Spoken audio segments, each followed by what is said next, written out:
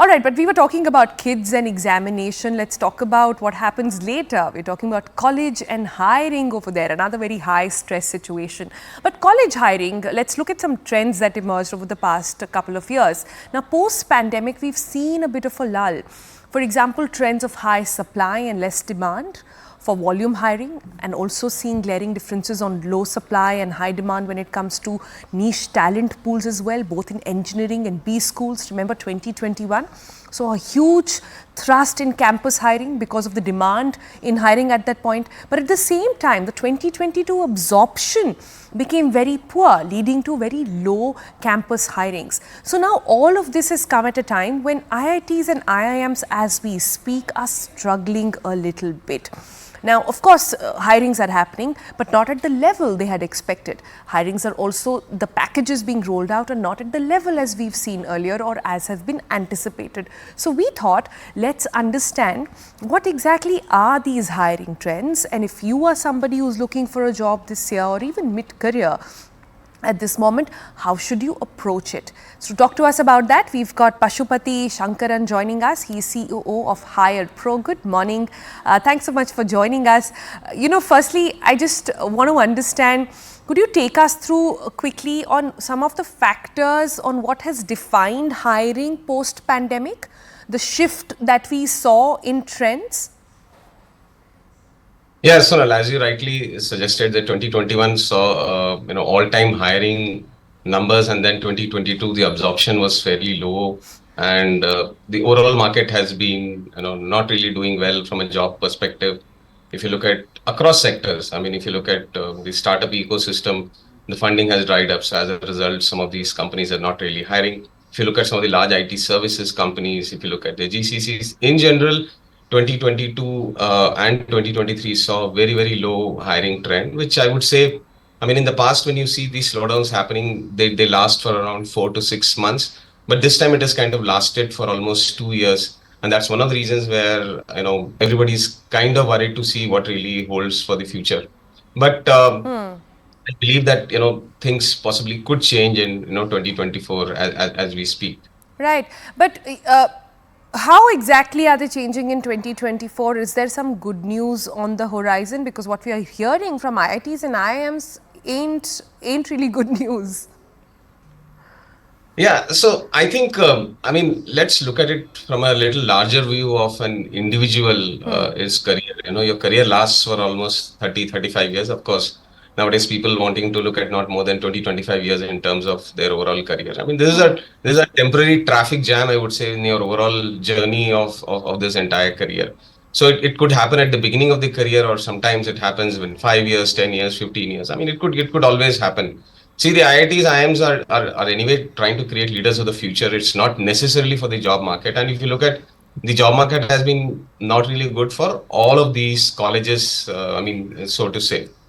So one of the things that we need to look at is, this is more for the, I would say, students, because they are the ones who are really kind of worried from there. I think they should still continue to focus on their skill. See, the best time or the best place to be when the market is down is in a college, not really in the job market.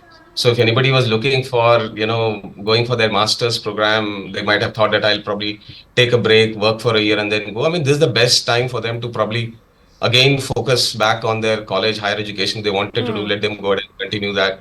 And also there's a time for learning. So I mean, today No, organizations are but not hiring. are you saying that temporary traffic jam seems to be opening up finally in the coming year? It has to open up. See, if you look at from a hiring perspective, there are two factors which leads to hiring. One is real business growth, the other is attrition. So once a certain set of organizations start hiring, it kind of sets the entire, I would say, Brownian motion of people leaving, then joining other companies and so on and so forth.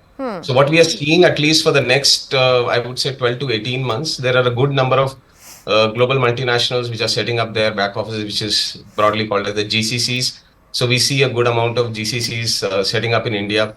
We see some of the small firms, which are VC funded firms in other countries. Now they are coming to India to kind of hire and set up their office so that their runway of cash flow really goes up.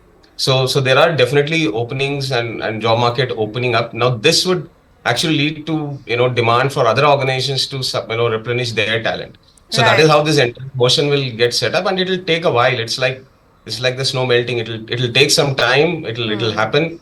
So we are hopeful that by say mid of 2024 or end of 2024, you would definitely see organizations hiring, even possibly the batch which is graduating now, possibly without a job, if they are ready at that point of time with the relevant skills, it would really happen for them. If not now, maybe in the next 6, 8, or definitely in the next 12 months.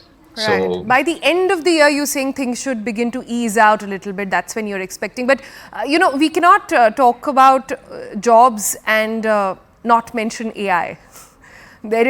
Everybody loves to hate AI. Is it taking away our jobs? Is it not? But just to put things in perspective, this question was put up in front of Satya Nadella also. He was the Microsoft CEO. He was in India very recently. And we asked him as well that what about that? And he said something very interesting. He said that there will be a temporary sort of roller coaster, sort of, setting things in order a little bit. So there will be a temporary hitch.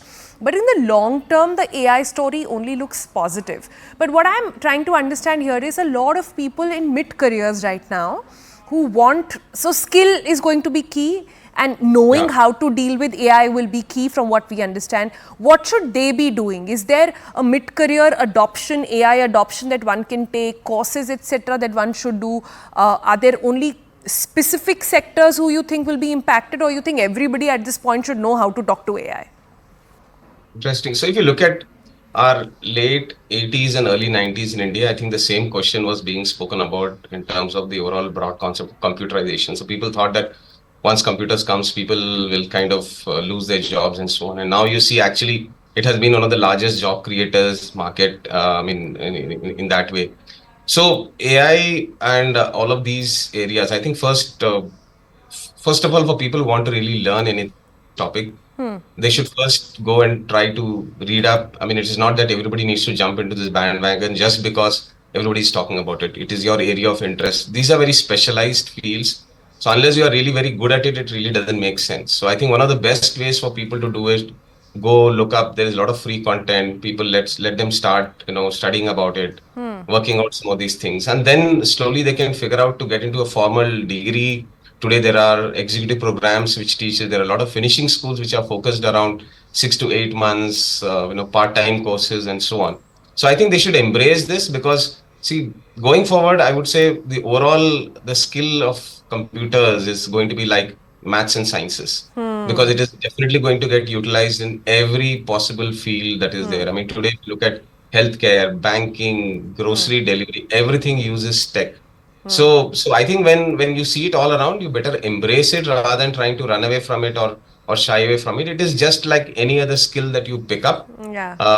Within the overall job segment, where you really fit in is something that you can figure out. Are you creating new frameworks, or you are going to be somebody who's going to use the AI to manage some of the business decisions? So there are jobs available across the entire spectrum of what broadly could be, I mean, called as AI contributing to help the growth. Yeah, I feel moving forward, everybody needs like one foot in tech. Every sector, every job will need like one foot in tech and one toe perhaps Yes. in AI to ensure that you have you don't have to be an expert, but you should, like I said, you should know how to speak the language, how to sort of incorporate it in different ways, because that's a reality we all have right now. Thanks so much for joining us. This was good understanding of where the job market is really going. Thank you, Sonal.